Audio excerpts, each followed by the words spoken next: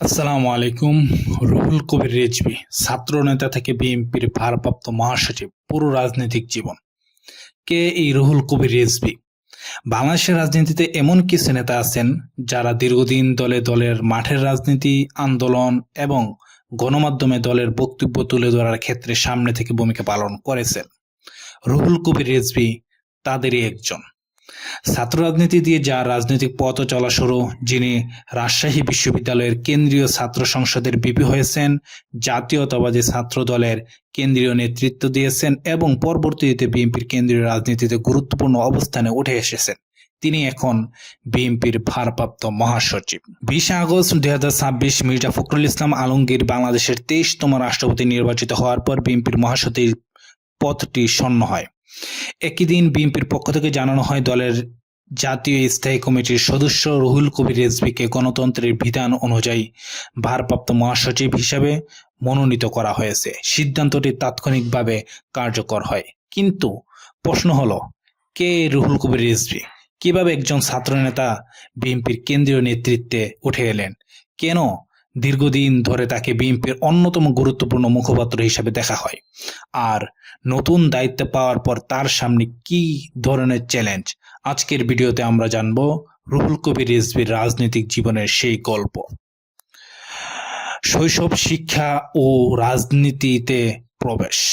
রুহুল কবির রিজভী কুড়িগ্রামের সন্তান। তার রাজনৈতিক জীবনের শুরু হয় ছাত্র রাজনীতির মধ্য দিয়ে। উচ্চ মাধ্যমিক শেষ করার পর তিনি বামপন্থী সংগঠন বিপ্লবী ছাত্র ইউনিয়নের সঙ্গে যুক্ত হন। রাজশাহী সরকারি কলেজে তিনি সংগঠনটির শাখার সাধারণ সম্পাদক হিসাবেও দায়িত্ব পালন করেন।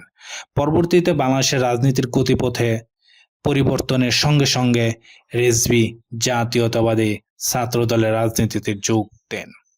রাজশাহী বিশ্ববিদ্যালয়ে পড়াশোনার সময় তিনি ছাত্র দলের রাজনীতিতে সক্রিয় হয়ে ওঠেন। তারপর ধীরে ধীরে ছাত্র দলের বিভিন্ন সাংগঠনিক দায়িত্ব পালন করে কেন্দ্রীয় নেতৃত্বে উঠে আসেন। রিজভীর ছাত্র রাজনীতির সবচেয়ে উল্লেখযোগ্য অধ্যায়গুলোর একটি হলো রাজশাহী বিশ্ববিদ্যালয়ে কেন্দ্রীয় ছাত্র সংসদ রাকসু নির্বাচন। 1989-90 শিক্ষাবর্ষের রাকসু নির্বাচনে তিনি ছাত্রদলের প্যানেল থেকে সহসভাপতি বা ভিপি নির্বাচিত হন। এরপর 1990 সাল পর্যন্ত তিনি এই দায়িত্ব পালন করেন।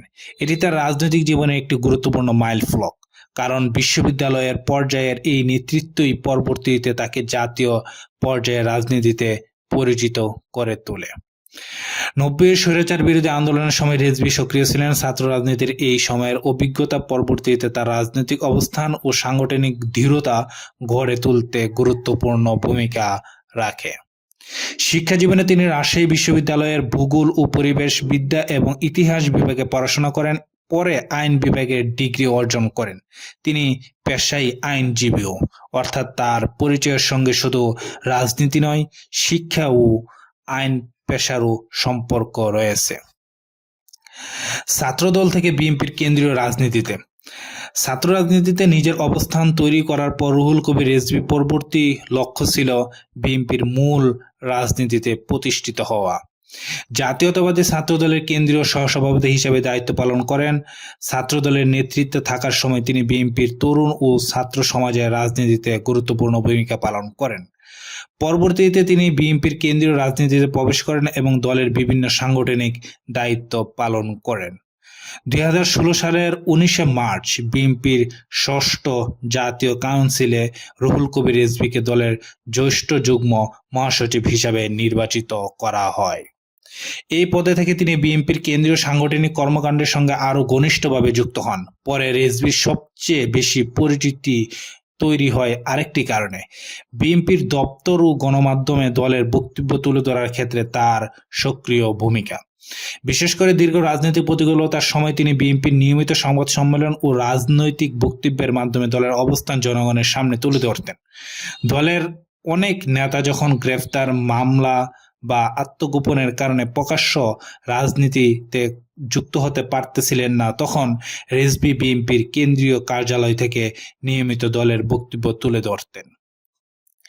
এক পর্যায়ে তিনি বিএনপির কেন্দ্রীয় কার্যালয়ে দীর্ঘ সময় অবস্থান করে ও সংবাদ সম্মেলন ও দলীয় কার্যক্রম চালিয়ে যান বলে বিভিন্ন প্রতিবেদনে উল্লেখ করা হয়। এই কারণে বিএনপির রাজনৈতিক পরিসরে রেজভী ধীরে ধীরে একজন পরিচিত মুখপাত্রে পরিণত হন। আন্দোলন, মামলা ও রাজনৈতিক সংগ্রাম। রুহুল কবির রিজভীর রাজনৈতিক জীবনের অন্যতম বৈশিষ্ট্য ছিল দীর্ঘ সময় ধরে তিনি বিএনপির আন্দোলন ও দলীয় কর্মসূচির সঙ্গে সরাসরি যুক্ত ছিলেন। বিশেষ করে আওয়ামী লীগ সরকারের সময় বিএনপির রাজনৈতিক কর্মকাণ্ড পরিচালনার ক্ষেত্রে তিনি সামনে থেকে দলের বক্তব্য তুলে ধরেছেন। বিভিন্ন সময়ে তিনি গ্রেফতার ও মামলার মুখোমুখি হয়েছেন এবং রাজনৈতিক কর্মসূচিতে সক্রিয় থেকেছেন। তার রাজনৈতিক কর্মকাণ্ডের একটি বড় অংশ ছিল বিএনপির কেন্দ্রীয় কার্যালয় কেন্দ্রিক। দলের দপ্তর কার্যক্রম, সংবাদ সম্মেলন, রাজনৈতিক বিবৃতি এবং গণমাধ্যমে বিএনপির অবস্থান তুলে ধরার ক্ষেত্রে তিনি দীর্ঘদিন গুরুত্বপূর্ণ ভূমিকা পালন করেন। এ কারণে বিএনপির কর্মী সমর্থকদের কাছে রিজভী শুধু একজন কেন্দ্রীয় নেতা নন, বরং দলের কঠিন সময়ের একজন পরিচিত মুখ হিসেবে প্রতিষ্ঠিত হন। 2026 সালের জাতীয় সংসদ নির্বাচনে তার সাংগঠনিক ভূমিকা ছিল। নির্বাচনের সময় তিনি দলের নির্বাচনী পরিচালনা কমিটির সদস্য সচিব হিসেবে দায়িত্ব পালন করেন বলে বিভিন্ন প্রতিবেদনে উল্লেখ করা হয়েছে। এরপর 2026 সালের আগস্টে তার রাজনৈতিক জীবনে আসে আরেকটি বড় পরিবর্তন। 15 আগস্ট 2026 থেকে বিএনপির সর্বোচ্চ নীতি নির্ধারণী ফোরাম জাতীয় স্থায়ী কমিটির সদস্য করা হয়। মাত্র কয়েকদিনের ব্যবধানে তিনি দলের আরও গুরুত্বপূর্ণ একটি দায়িত্ব লাভ করেন, আর সেটি হলো বিএনপির ভারপ্রাপ্ত মহাসচিব। বিএনপির ভারপ্রাপ্ত মহাসচিব, নতুন দায়িত্ব, নতুন চ্যালেঞ্জ। 20 আগস্ট 2026 বাংলাদেশের রাজনীতিতে একটি গুরুত্বপূর্ণ দিন। এই দিন মির্জা ফখরুল ইসলাম আলমগীর রাষ্ট্রপতি নির্বাচিত হন। রাষ্ট্রপতি পদে নির্বাচিত হওয়ার পর মির্জা ফখরুল বিএনপির মহাসচিবের পদ থেকে সরে দাঁড়ান। এরপর বিএনপির গণতন্ত্রের বিধান অনুযায়ী দলের জাতীয় স্থায়ী কমিটির সদস্য অ্যাডভোকেট রুহুল কবির রিজভীকে ভারপ্রাপ্ত মহাসচিব হিসেবে মনোনীত করা হয়। দলের বিজ্ঞপ্তিতে বলা হয় তিনি অবিলম্বে ভারপ্রাপ্ত মহাসচিব হিসাবে দায়িত্ব পালন করবেন। অর্থাৎ কয়েকদিনের মধ্যে রিজভীর রাজনৈতিক অবস্থানে বড় পরিবর্তন ঘটে। আগে তিনি ছিলেন বিএনপির জ্যেষ্ঠ যুগ্ম মহাসচিব এবং স্থায়ী কমিটির সদস্য, এখন তিনি দলের ভারপ্রাপ্ত মহাসচিব। এই দায়িত্ব তার জন্য বড় অর্জন, তেমনি বড় চ্যালেঞ্জ। কারণ বিএনপির মতো একটি বড় রাজনৈতিক দলের মহাসচিবকে একই সঙ্গে দলের সাংগঠনিক কার্যক্রম, কেন্দ্রীয় নেতাদের সঙ্গে সমন্বয়, রাজনৈতিক কর্মসূচি, গণমাধ্যমে দলের বক্তব্য এবং মাঠ পর্যায়ে নেতাদের সঙ্গে যোগাযোগ সবকিছু সামলাতে হয়।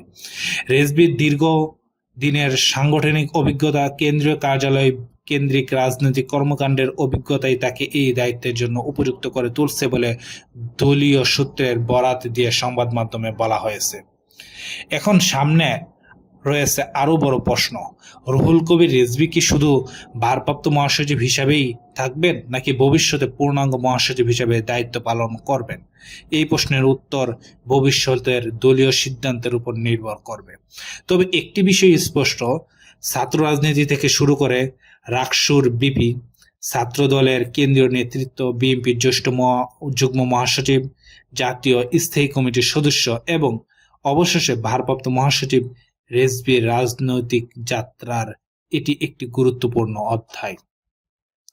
রিজভীর সামনে এখন কি? রুহুল কবির রিজভীর রাজনৈতিক জীবন মূলত দীর্ঘ সংগ্রাম, সংগঠন এবং দলীয় রাজনীতির সঙ্গে গভীরভাবে যুক্ত। ছাত্র রাজনীতিতে যার যাত্রা শুরু হয়েছিল, তিনি এখন বাংলাদেশের অন্যতম বড় রাজনৈতিক দলের শীর্ষ নেতৃত্বের গুরুত্বপূর্ণ দায়িত্বে।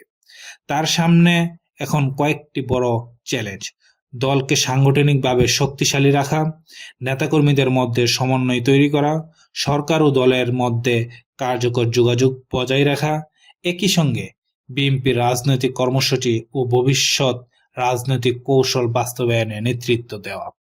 একজন ছাত্রনেতা থেকে বিএনপির ভারপ্রাপ্ত মহাসচিব রুহুল কবির রিজভীর এই দীর্ঘ রাজনৈতিক যাত্রা নিঃসন্দেহে বাংলাদেশের সমসাময়িক রাজনীতির একটি উল্লেখযোগ্য অধ্যায়। এখন দেখার বিষয়, এই নতুন দায়িত্বে রুহুল কবির রিজভী বিএনপিকে কত পথ নিয়ে যায়। আপনার কি মনে হয়, রুহুল কবির রিজভী কি ভবিষ্যতে বিএনপির পূর্ণাঙ্গ মহাসচিব হিসাবে দায়িত্ব পালন করবেন? আপনার মতামত কমেন্টে জানাতে পারেন।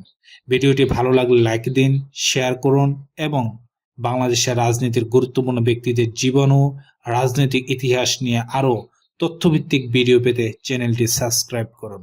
ধন্যবাদ।